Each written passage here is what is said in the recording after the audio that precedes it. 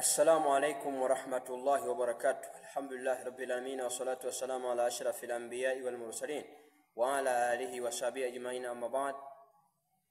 Ndugu yangu mtazamaji, tuko tena katika vipindi vyetu mbalimbali. Leo tutazungumzia kuhusu jambo baya kabisa ambalo limekithiri zama hizi. Jambo lenyewe ni zina.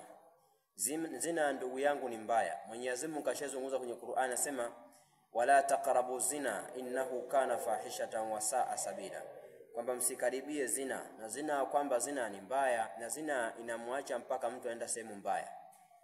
Yani njia yake anayokwenda basi inampeleka sehemu mbaya sana. Yani zina, ukifanya zina sana basi inarithisha njia mbaya, unakwenda mahala pabaya. Zina ni mbaya sana. Kwanza zina inaondoa baraka katika maisha yako.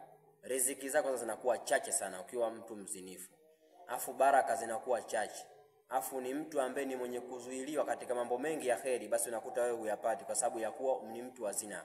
Afu zina ni jambo ambalo linaacha mpaka Mwenyezi Mungu anakasirika. Afu zina inamsababisha mtu anaingia motoni. Kwa hiyo ndugu zanguni, zina ni mbaya sana.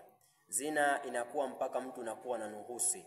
Yani zina ukikifisha sana zina, basi zina kwanza unaondolewa ile aibu kwenye mwili wako, kwenye nani, yani kwenye ile khuluqa ya tabia yako inakosa. Yani tabia yako kuna kasoro moja ambayo inaitwa aibu. Unaipata aibu. Aibu ni kitu ambacho wewe huna, yani unapunguziwa aibu. Una uwezo hata kusema mama yako kabisa mzazi au dada yako kabisa, unaweza kusema naye kwa sababu ya kufanya zina, au una uwezo hata kubaka tukakubaka kwa tukachanga kabisa ukakabaka. Zina ni mbaya sana. Kwanza unakuwa ni mchache wa aibu. Zina ni mbaya sana.